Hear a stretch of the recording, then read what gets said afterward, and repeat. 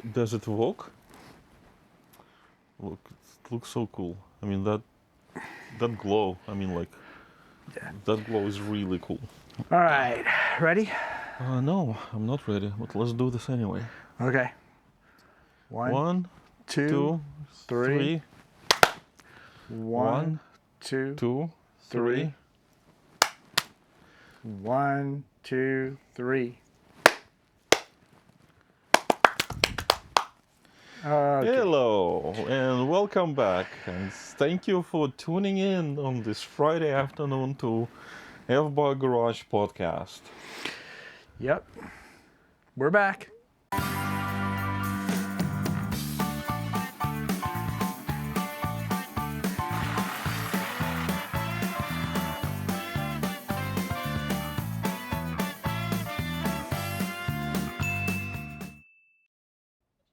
We're back. Yes, exactly. So how things have been? Yeah. What do you mean, Yeah. You had your birthday. Yes, I had my birthday. Not depressing at all, huh? Yeah, pretty depressing.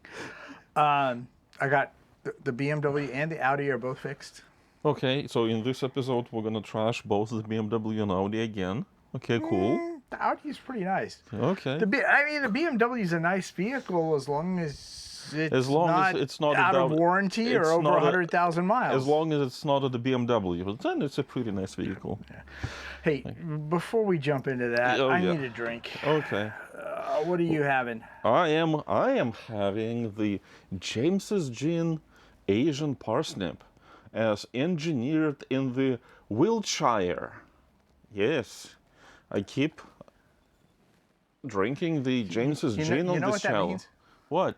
God, where do you find him and why do you send him to me? Yeah, well, Okay. come on. I'm actually looking forward for a new flavor that he might be working on right now. Since Richard, came out with his brand of gin. Oh, I'm missing something.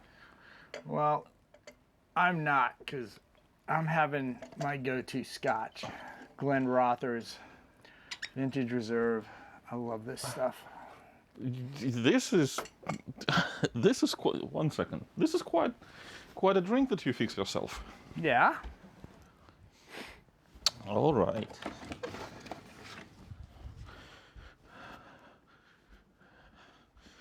So your brother is gone. Okay, so no one is going to attack your scotch. Oh boy. We have to go back to Costco and buy all the bourbon in stock now. Oh, yes. Because we're out. Yes, your brother is quite a character, huh? Yes, he can drink. Yes. Last night he fell asleep to the music, to the sounds of the pre-Tangerine Dream album, Aqua. Someday I'll play I was fast asleep by then, so. Someday I'll play it for you. Okay. You'll think it's a bunch of noises, All right. which it is. Cheers. Cheers. Joe, you get a lemon. Where's your lemon? Don't rush me. It's can't- Friday afternoon. Come on, make your drink. Someone is desperate. Yes. Okay. Cheers. Happy Friday. Happy Friday. Happy Friday. I hope you also fix yourself, a drink of your choice. How is it? Oh, that's good scotch. It just warms the tummy. This is everything that you need after driving up and down the mountain? Yeah, Highway 17 sucks. Okay, well. One of the most dangerous highways in the U.S. I'm not joking. Well, They actually have a special grant from the state to run additional police officers on that road. There was a period of like 9 months where they lost their grant and it hadn't been renewed. And the government figured, oh, we don't need that. The accident rate like tripled. yeah. And it was not funny. So they put it in an emergency funding bill to get more police on there. It was bad. So it also rained tonight, and when I was leaving, I said, I hope I don't see any cars upside down on the roof, which I didn't, but I did see the car that was blocking the traffic that spun off and was facing the other way. So yeah, well, so it directed me around that. There's a road called Old San Jose Highway, which used to be the old road to go over. Yeah. And that they directed me on that, and I was coming over Summit, and my windshield started fogging up, and I was like, "What the heck?" I left the San Jose Cupertino. It was 78 degrees. Oh my God. It dropped by the time I got to Summit below 60. That much. That much. Oh my God. And it started frosting over the front windshield. I had to turn on the heater. I was like, that's amazing. Yeah, well, it's California. I mean, you only get one season in California. Yeah, whatever it happens to be at the moment. Yes, exactly. Exactly. Anyway. Yes. So, speaking of birthdays. Yes. And wrist checks. And wrist checks, yes. Yes. So, I got a birthday present. I wonder what that is. I got a Terminator watch. Yes.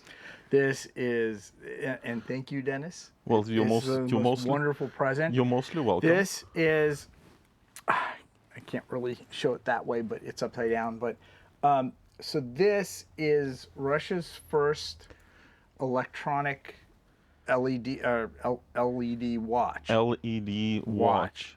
Not LCD, LED. So this is really old school.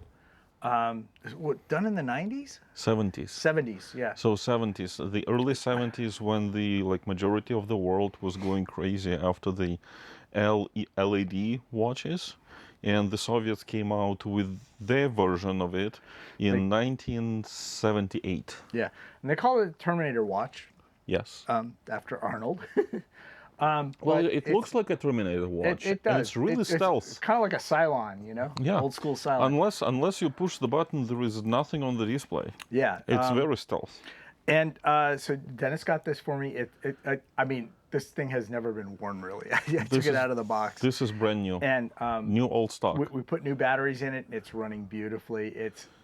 I mean, the finish on it is just absolutely stunning. I love it. It's great. It's interesting. So first off, on the back it has CCCP. Yeah. For USSR and all that sort of stuff. Yep. And apparently they used to engrave the price on the back of them because they weren't allowed to sell it at over or below the cost. It had to be exactly at that cost. Well, that's how the economy worked in Soviet Union. You get a price assigned to any goods, okay, and the price doesn't change. Inflation does not exist, okay, and if you have to change the price, you physically have to replace the housing, or you have to issue a new version of the product. So a lot of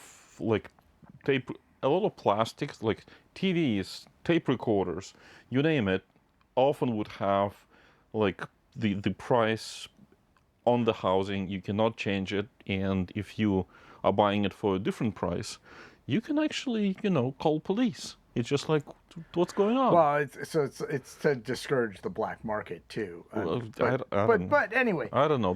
That never discouraged the black market. But this is a cool watch. I love it. So, a little bit of history of the development of this watch. So, it was produced in Moscow, starting from 1978. It was only produced in Moscow, even though that same brand, Electronica, was mainly assembled and built in Belarus, in Minsk. So while in Belarus they have been making the LCD version of the electronic watch, so those were like Electronica 5, Electronica 2, women's version of it. Moscow watch plant was only doing this, which is completely different technology, and the LEDs, individual LEDs, are hand soldered. Yeah. From the die to the board, to the PCB. Cool. Very meticulous, very. I mean, it's a handmade watch. It is a handmade watch. It's bespoke. Yes, with the accuracy of plus minus 1 second per day. Nice. And you? What am I wearing? So you are wearing an Armitron. Okay. And it's what's the name underneath that? It's Instalight. Instalight. Instalight. It's kind of Armitron's homage or version of a Timex Indiglo watch. Okay. Armitron and Timex are pretty synonymous with, about the same range of watches and things like that. I kind of like the Armitron builds a little bit better than Timex. And this one's a nice solid build with a nice, solid band that's nice and heavy. It does have some weight, heft to it. Yes. To it, yeah. Yep. I mean, it's not an expensive movement or an expensive watch, but they make a good solid watch there. Okay. And it's got a day date on yes. it. And yes. It runs beautifully. Yeah, it's got the crown at 3 o'clock and a button for the, I believe, the light. The light. Yes. Okay. Yeah. Interesting. Yeah. Mechanical. Well, quartz watch with the mechanical movement and with the built-in light. Yeah. Awesome. Well, analog movement, but yeah. Well, yeah. So that's what we have for those. So this piece is available on the store. That one's available on the store. This one I'm keeping. This one goes into the special safe. So, yeah. This is, this is not a cheap watch either, which it's surprised not cheap. me. But it's part of history. It's kind of a cool history. And the funny part is I was walking around, going to yard sales the other day, and I knew I had just gotten the watch, and I was like, you know what? I found this pin, and it's USSR young sniper. Okay. I have no idea how it ended up at that house. Yes. But I had to buy it. I was like, here in Santa Cruz. Yes. Someone had a pin from the also from 60-70 period, USSR's young sniper. Yeah. Oh well. Okay. So, Anyhow, so tell me more about the Beamer. I want to hear that story about the Beamer. So that's did we go over it before? No, just a little bit. Okay. So this is X5. BMW X5 twin turbo V8. So it's the i50 model. Mm-hmm. It's a nice spec, really nice Beamer. My brother-in-law and sister bought it as a certified pre-owned. Used. Which is fine, but they bought it, still with a warranty, and it still had under 100,000 miles. I think they had it with 30,000 miles. Previous owner, such a lucky bastard. Yeah. And you know the rule with Beamers, right? Yes, don't buy them. No. It's easy. No, that's not true. You buy a BMW, and when it reaches the end of its warranty or 100,000 miles, you have to sell it. If you can. If you can. Okay. But you need to sell it. Yes. Trade it in, whatever. Yes. It's just the way they are. Anyway, so they've had this car for like 10 years, and it started acting up. It would go into this weird transmission fault. Okay? Now, don't ask me how or why it goes into a transmission fault for something else. Okay. But it goes into a transmission fault, and it would go into a kind of a limp mode. It wouldn't go over like 40 on the highway and stuff like that. Okay, so basically it's stuck in second gear. Yeah, well, they pull over, turn it off, turn it back on, and it resets. Okay. So they took it to the dealership several times. At one point, it sat at the dealership for 5 days, or 7 days, or for a full week or so. Dealership came back and says, we can't find the problem. We don't know what's causing it, blah, blah, blah. You need a new engine, blah, blah, blah. Typical dealer crap, and you need a new transmission. You basically, you need a new car. Yeah. Okay.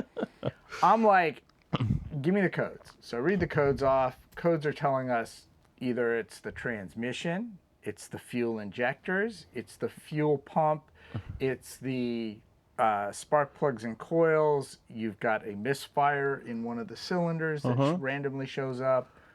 All kinds of strange shit that's pointing at all kinds of weird stuff. So it tells you nothing. It doesn't really tell you anything, even though you've got all these sensors on the car and all these ECUs. Okay. And I'm like, really? It should just tell you. Anyway, so I said, look, when was the last time you did coils and spark plugs? And they're like, it's, I don't think we've ever done it. And I was like, you know what? Let's start there. Because it's always good, within 100,000 miles to service, do the engine service, which is coils and plugs and, oil changes, that sort of stuff. So we ordered it off FCP Euro, and I go to do the coils and plugs, and I start pulling off the covers on it, and there's a bunch of covers on this. It's got this really weird dual intake. That it's a single intake to a dual intake to. It's really. It's weird. a BMW. BMW. Anyway, so I start taking this off, and I look down at the intake pipes that come out of the filter house, the air filter box, and go into the manifolds. And I'm looking at this, and I look at the right side one, which is the driver's side, and I'm like, that's not attached. And I'm like, that doesn't look like it's attached properly.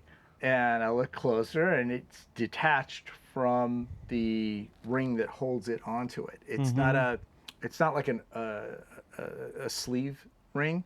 It's a sleeve that goes inside and is screwed on, and it's a solid piece of plastic.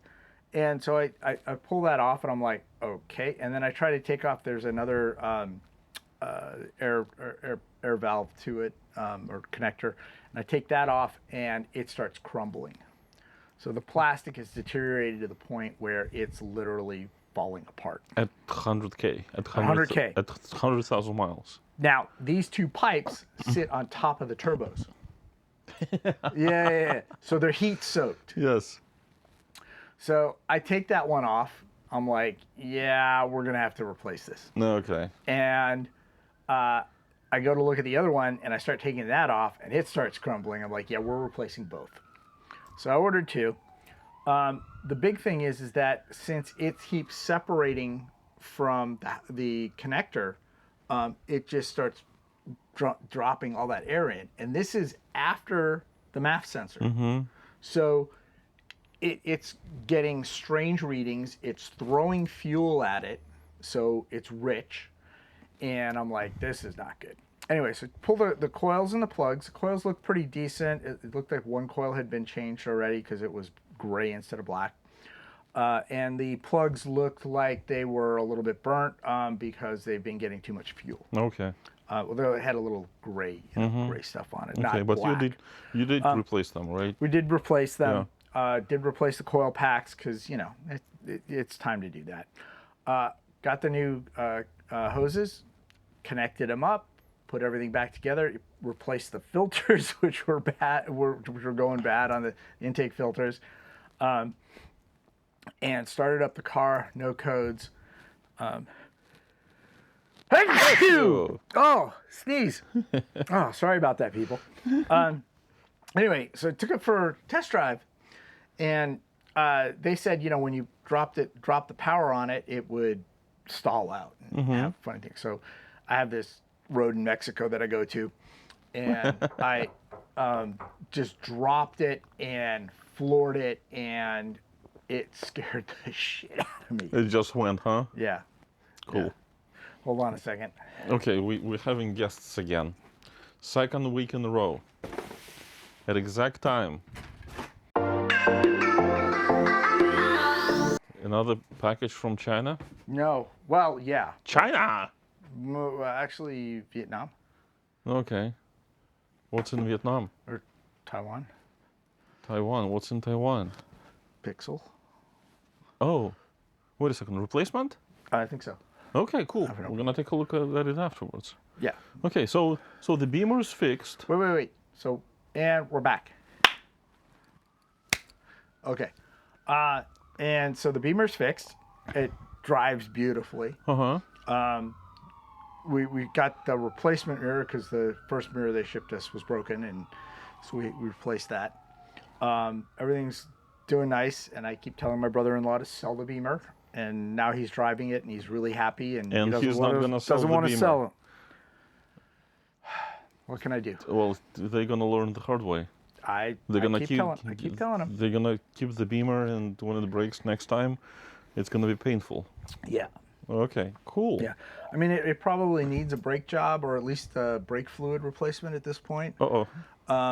They're not as good as the Audi brakes. Uh-huh. On that X5, it really needs it. The rotors are actually in good shape, and the pads aren't too worn. They're getting close to needing new pads, but it definitely needs to get the fluids flushed. For the brake fluids, once you expose it to oxygen, they start deteriorating. Yes. So you do need to replace them every 6 months to a year on your car and your vehicle, even though you don't do your pads. I'm surprised that the Beamer doesn't have like a decent, braking power, or the brakes are not kind of matching, because this is V8, right? I mean, this one is no. This is like a 500 horsepower V8. It does have good brakes, okay, but not as good as Audi. Well, okay, so the Audi ones we upgraded to the EBC rotors and pads. Right. And we went with the red pads on it, so it brakes really good. Okay. And these ones are probably these OEM. Are OEM. So okay. Have they ever been changed? They're not drilled and slotted. They're just straight rotors, which means that they can be turned, which is nice if you can find a place to turn them. But it's a nice car. I like it. It just don't put ideas in their minds. They're gonna you need to pay the BMW tax, and you need to pay to get rid of it once the tax has been paid. Okay, cool. So Beamer is gone, and also the driveway is empty. So Audi is also gone. Yep, they're both gone. They're both gone. Okay, so no more German broken cars in the driveway. Well, what happened to your Golf? No. I was going to work on another German car. What? But they sold it before I could work on it. Ah, okay, good. Okay. So it's an E350 Mercedes, 2012-ish. I had the window was not the driver's side window wasn't working. The motor was running, but the cable system was shot. The interesting thing about that is once you remove the door panel, the panel that holds the regulators and everything in the door is aluminum, and it's riveted in. So you have to take the rivets out to get to the rail. Why? Why? I don't know. Okay. Okay, cool. So, but that would have been fun actually to do. I was kind of looking forward to that, but. Okay.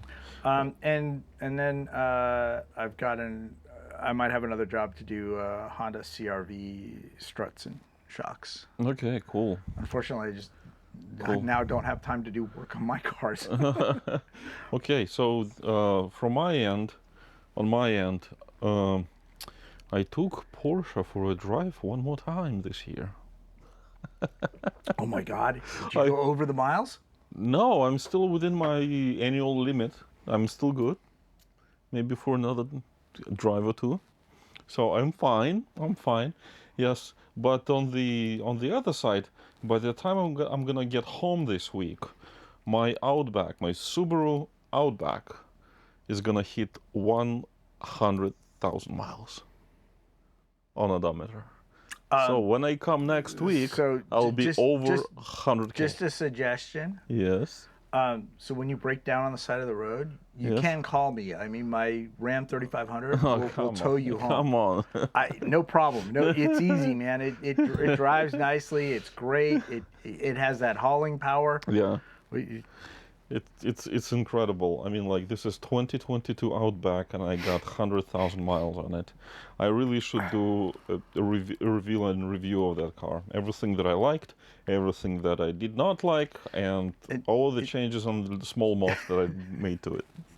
What? You know, the second you release that review, it's going to break down and the engine's going to go boom. No, it has to go to 120, because that's the magic number, 120. Yeah. So So yeah, so not much was happening, just a lot of work and not enough time to do anything in the garage. I'm still waiting for my garage doors to be upgraded so that I can finally put that 4-post lift in it. Yep. So, So I soon may not be able to come visit you. what do you mean? You never came visit me? Well, I had COVID. Anyway, no, I actually may not be able to leave the state. Really? And why is that? So, Department of Transportation issued a new warning to a bunch of states. Okay. Colorado, Washington, and I think there was one other state along that route, and then California. Apparently, California is the most egregious of all of them for issuing Class A licenses, trucking licenses, Yes. to people who are not authorized to have trucking licenses. CDLs? Yeah. And how does that prevent you from traveling? So, basically, they did they went in and quote unquote raided the DMV in California. Okay. Took a random look at the records. Okay. Okay. 1 in 4 of the CDLs issued, it is not a valid CDL. So 25% of the drivers are illegal drivers. And they don't stay in California. They are out of state. They all drive all over the U.S. Yes. So, and that's because of either immigration status or other statuses on their CDL where they're not legal to have it. On top of that, New York State will issue a CDL without a name for the person who owns the license. Without a name on the driver's license? It says on the driver's license, it says no name given. That's convenient. And how many of those are in circulation? What's better? Is there a picture? No. Yeah, there's a picture. Okay. There's no name. There's no address. There's no address? No address. It's just the state.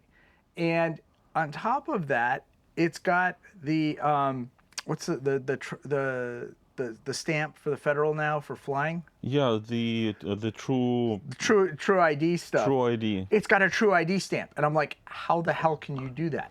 Without name is part of the biometrics. I mean, it has to be. Crazy. Okay. So what you're saying, it's not safe anymore to go up and down I-80. Okay, so I have my CB radio for a reason. Okay, so next time I'm gonna see like a pileup of trucks, I'm gonna yell at them, okay, asking like, check your CDLs. Is there any name on it? Like, yeah, well, so the reason they found that out is apparently Oklahoma turned around and said, New York may issue these CDLs, like California, but anybody who comes into the state of Oklahoma better meet our regulations for having a CDL and a license. Okay. And so they set up at the border crossings at the way stations, and they invited ICE. And they caught in like a weekend, they caught like 130 people that were illegal aliens that had these CDLs. In just one weekend? Yeah. 130 people. Yeah. Well, so the other thing with the CDL is citizens of Mexico and citizens of Canada are not legally allowed to get a U.S. CDL. Yes. They have to get a CDL from their country to drive. Country of origin. But that CDL is valid in the U.S. Yes. So anybody who gets a CDL with a nationality has an illegal CDL.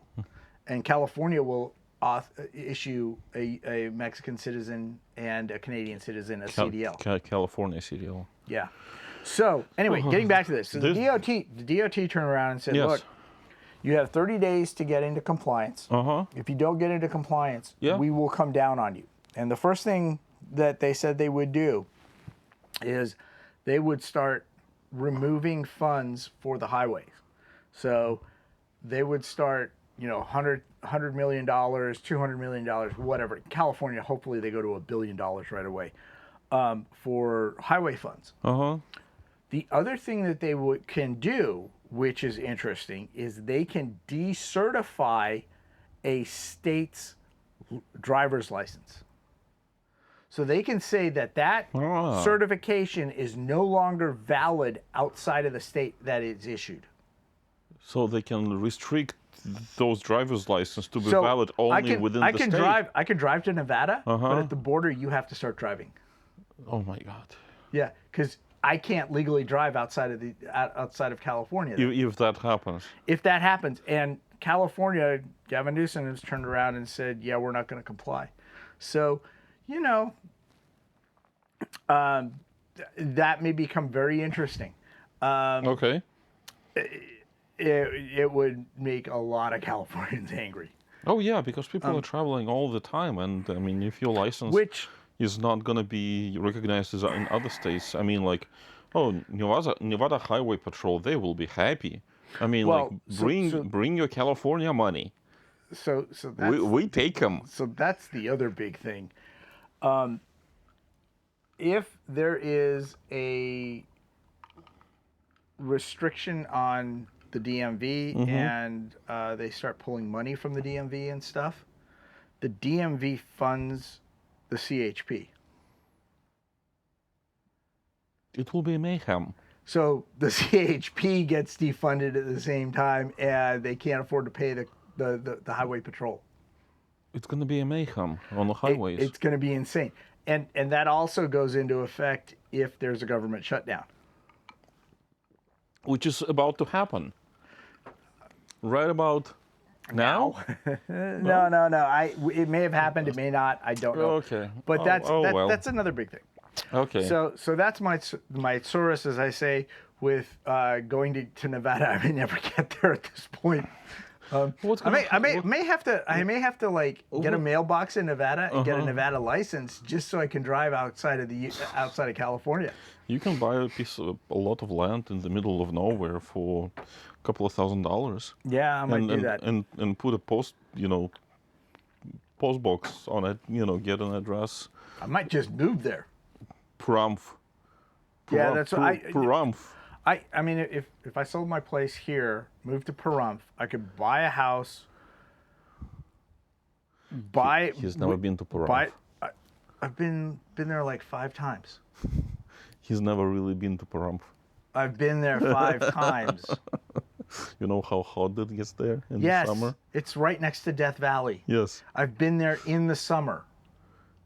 Okay, good luck. They have lots of air conditioning there. Okay, good luck. Anyway, I could buy a house, buy a shop, and still have lots of money to live. Yeah, easy. I mean, it easily. Yeah, and their regulations and car regulations are really good there. Anyway, so let's segue from that. Okay. To another state or country that had a problem. And we'll relate this to EVs. Okay. So apparently the Ministry of Information in South Korea burned down. Why? Well, they had a whole bunch of servers in their building on like the 5th floor. Yes. And they had a whole bunch of lithium battery backups. And they caught on fire? Well, they were removing the lithium batteries to replace them with newer ones or something. And they think one of the batteries shorted. And when that happens, batteries catch on fire. And the fire suppression system did not work? They couldn't use it. They couldn't use it? It's in the server farm. So they couldn't put water on it to do it, and the foam doesn't work on batteries. Well, that's true, but I mean, that's the whole purpose. Yeah, so they couldn't douse it with water because it would take out the servers. Well, so it thermally ran off and it destroyed like 500 and some odd batteries. Took down basically the government network. Okay. In Korea. For that department. No, for the entire government. It was a hub? It was like the main server farm for all of it. They didn't have it co-located. They didn't have anything like that. It was like all the government servers, and it took down almost all the government sites. In one location. In one location. Just by losing one location, they lost everything. Okay, you would think, Korea, which is a very technologically advanced country, would know to co-locate stuff. Yes, and back up things. Yeah. So that was kind of amusing. You know what they should have done? They should have developed the same system that the Chinese automakers are testing right now. No. So this is no one should be testing this system. So there is a testing in progress in development of the self-ejecting lithium-ion car batteries. In case of an emergency, you push the button, and the battery acts as a projectile, and is. I have to link the channel that I read this on. He is a fire department. He's a fireman. He is a mechanical engineer. Yeah. And he is one of the top people for lithium fire organization to teach people how to deal with lithium fires. Okay. And he showed this, and he basically says that it's a piece of artillery. It's no longer a vehicle. It's not like it just rolls out the bottom of the car. This thing ejects it like a freaking howitzer. Like a cannon. And a cannon.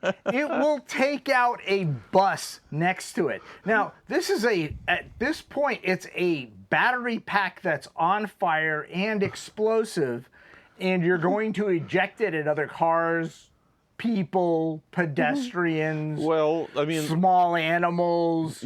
The data large animals, elephants. The data center might have survived then. Yeah, I could just see like 500 battery packs suddenly ejecting out into the street. From the fifth floor. From the fifth floor, and people looking up going, "Oh, I'm going to die." Crush. I mean, come on.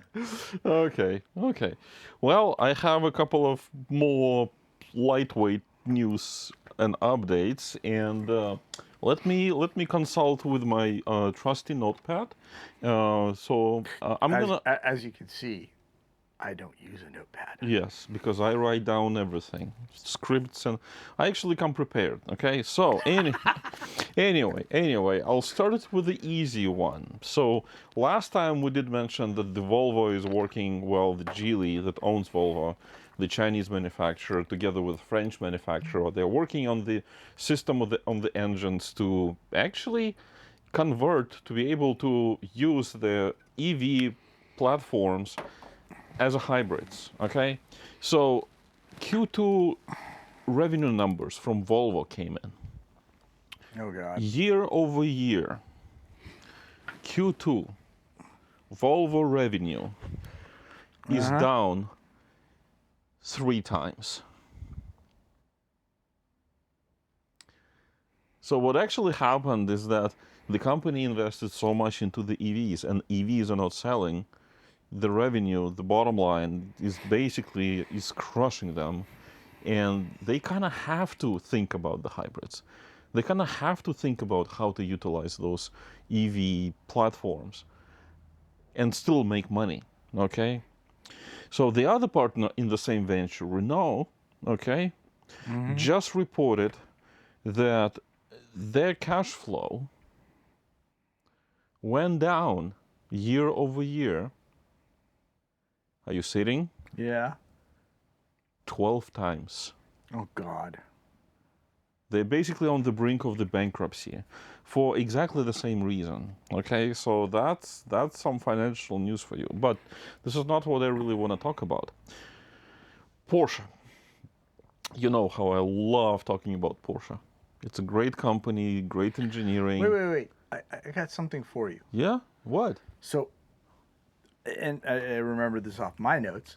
So Volvo announced, guess where it's building those hybrids? Where? South Carolina. Oh, good. Yeah, so they're going to build them in the U.S. Good. Actually, cool. That's good because I love hybrids, and Volvo. Well, used to make a really good car. Yeah. But that would be a good place for them to build it. Yeah. Subarus are made in Indiana. Volvo could be made in South Carolina. I mean, they're doing it to reduce the tariff impact, but at the same time, it's a good thing to build hybrids in the U.S. Nissan is building the cars in Tennessee. Honda is building cars in Tennessee. Yep, I'm for it.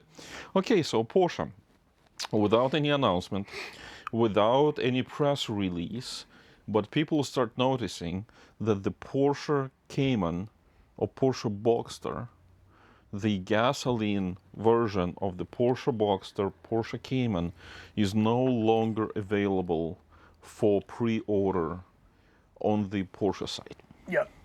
So it silently, without any notifications, okay, just vanished, just went away. You cannot pre-order the gasoline-powered Cayman, and this is the entry-level sports car. This is in fact one of the best designs that they ever done. They actually have to. So for the Boxster and for the Cayman, what Porsche does, they detune the engines so that they are same engines as in 911, produce slightly fewer horsepower, so that the Cayman does not cannibalize the 911 sales. Okay, and you can no longer pre-order those cars.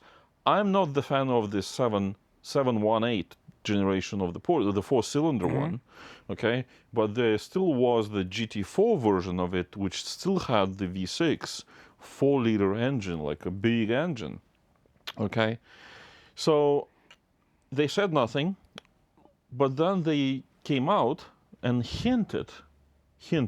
So we all know that they're working on the electrical version of it, so EV only. Okay, so they came out and hinted that the gasoline-powered Cayman is actually not off the books yet.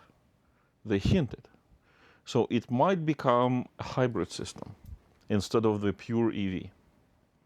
Well, that would be good. And that's the only saving grace in this particular news. But if you want to buy a Porsche Cayman, the real one, now is the time. There is still leftovers at the dealers. Get your hands on one if you want one. Usually, the entry level car, there is no waiting list. You don't have to sign up, for special club events. You just go and get it if you want one. If you won't get one of the last ones, especially if you're looking at the GT4. Just remember, you can't drive it more than 100 miles a year. Yes, exactly. Well, I mean. Well, hold on. Yes. I got something else with the California DMV. Okay. Well, and it's actually DMVs. It relates to the whole U.S. apparently because of the removal of a lot of the EV stuff with the EPA. Yes. The EV stickers for the HOV lanes no longer valid. All of them?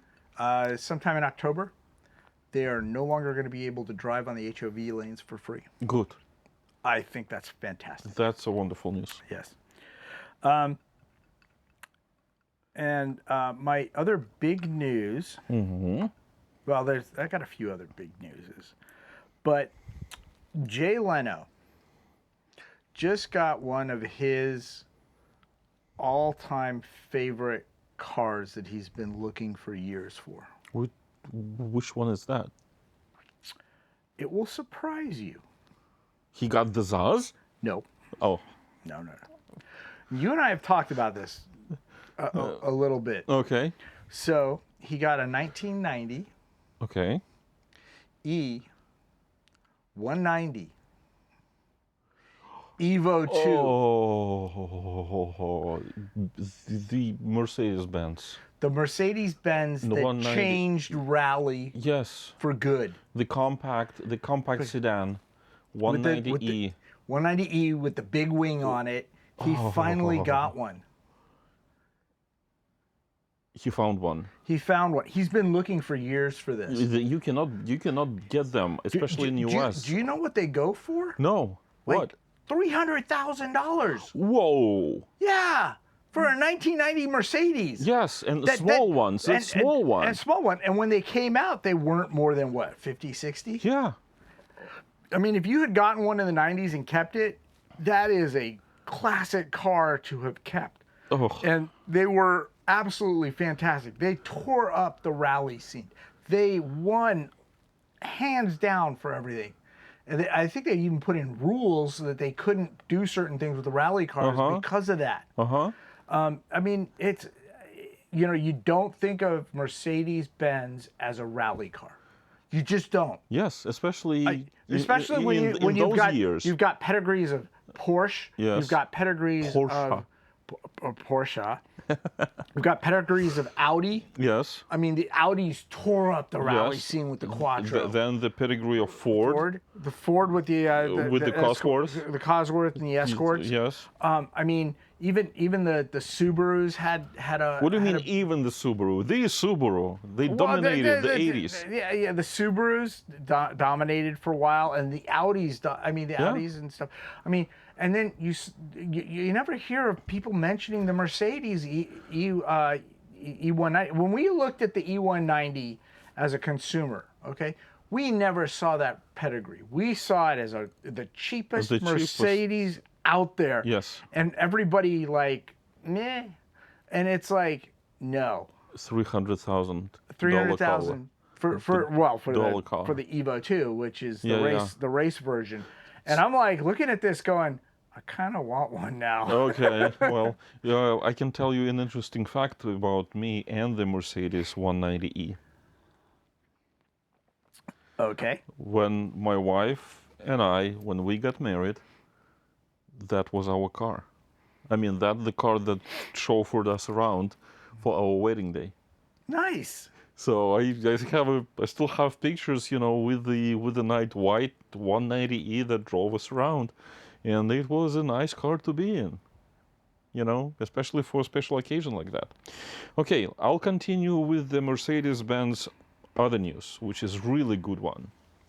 So Mercedes-Benz came out officially with a statement that their iconic V12 engine is here to stay. Yes. Yes. It's gonna stay. We're gonna keep the V12 from Mercedes-Benz. I still think that they make one of the best V8s out there. I mean, I know the LS is iconic and it is bulletproof, but honestly, the Mercedes V8s, the AMG edition engines, to me, will always be one of the most fantastic engines ever built. So what happened, the AMG came out with the C63 version from last year, which is the hybrid system that has a 4-cylinder engine. It has gazillion horsepower on the electrical power from the electrical system, okay? But nobody bought it. Well, but that's why I want to get the Aston Martin SUV. DBX? It's the AMG V8 engine with the hybrid as a turbo, like the F1. Yeah. And it's the perfect balance of that. Yes. A V8 with a hybrid. Yes. And I don't see the 4-cylinder. Whatever. But Mercedes actually came out with some better news. Okay, hit me.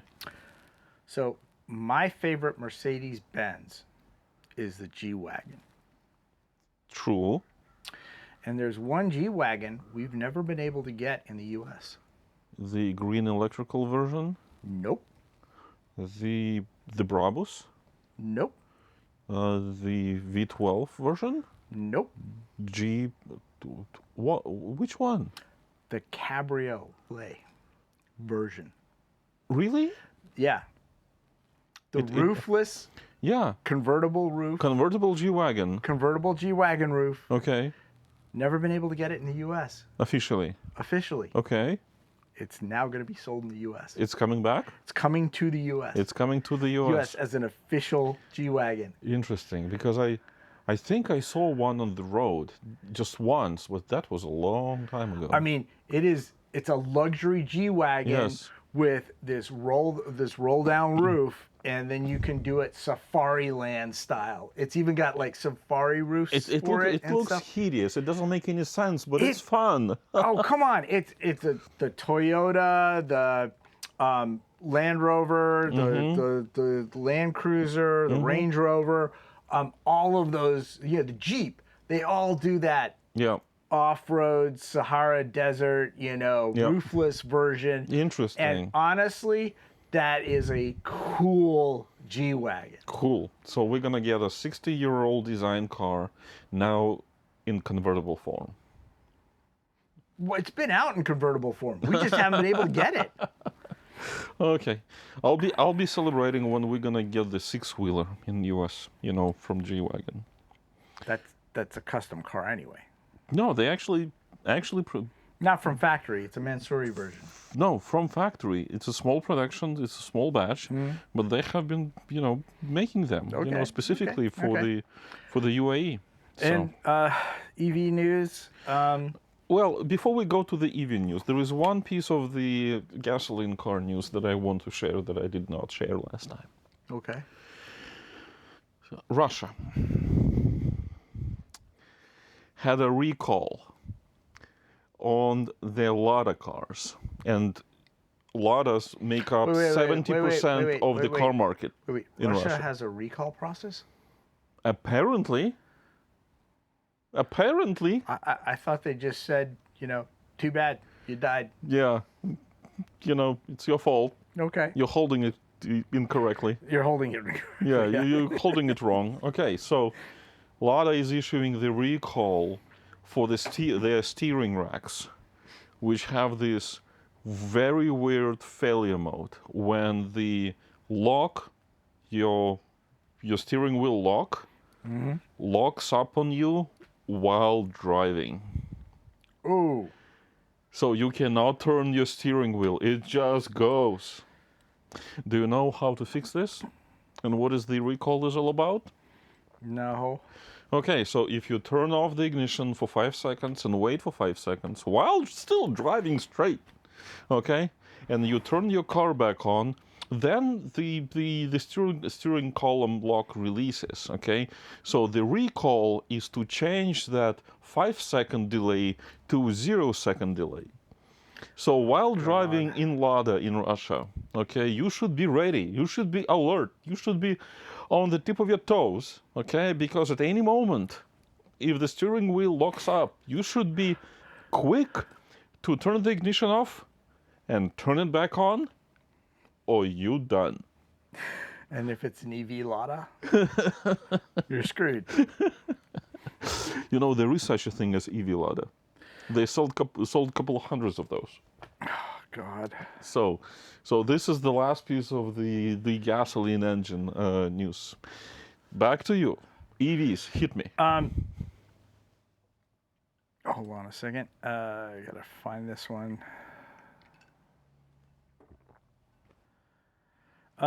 So Chevy has started showing their new Silverado EV Trail Boss truck, which It's a compact. it looks like truck? it looks like the Honda. Oh, okay. With that weird bed thing, and it's an EV. I mean, it's 775 horsepower. It's 12.5K pounds. 12.5? Yeah, it does, the Sidewinder stuff, it does, all the junk that the Hummer did. But it's their new EV that's coming out, and they were announcing that. And I mean, honestly, I really just don't like the look of it. And But the GM did kill the Hummer, though. They stopped the production. I don't think so. The EV Hummer EV. It's a better electrical EV than the Cybertruck. Okay. Yeah. But that was to me that was interesting. So cool. Well, so yeah, I think we've covered most of the news stuff. go make sure that you hit the subscribe button, like, share, comment. Okay, we promise you that we're not gonna read your comments, but please do comment. If we read your comments, we really don't give a damn. Yeah. So, yeah, please like, share, subscribe, comment. We are linking both channels now. There's a new partner connect on YouTube that we'll be using. Collab feature. Collab, which we collab on. Yeah. So he still hasn't electrocuted me yet, so I'm really in good shape now. So folks who watch my channel, please meet us here every week, every other week, and folks who watch F-bargarage channel, welcome over to the other side. Yeah. Oh, hey, and that reminds me about electrocuting and stuff. This watch is not radioactive. Which is a good thing. It's a really good thing. We actually tested it. Yeah. To make sure that it's not radioactive. Yes. It was something that might be in doubt, but that's another good thing. One of the reasons I wanted to get you the first version of the electronic watch made in Soviet Union, because usually the first version in the Soviet Union was the best version. So every other next generation would be a cost down, or make it cheaper process, cut the corners, not use all the processes, cosmetics, internals. I love the fact that it's hand soldered. To me, it's bespoke. It's really cool. It even has the huge, big capacitor inside for you to tune the timing. It takes 2 LR44 batteries. Oh yeah, it's a Terminator watch. It's a big watch. For something that doesn't powerful. Doesn't display all the time. Yes. But the display is cool. I love that. It's like that's the old school Cylons with the. Yep. But, and I was looking up the alternative, Japanese version of this same design, or a Switzerland versions of this same design. Those are expensive watches. To get these days, it's crazy. Sometimes classic is good. I'd like to think so. Yeah. All right. Thanks, everybody. Thank you so much for watching, and have a good time. Thank you for tuning in. Be safe. And we're gonna see you next time in the next one.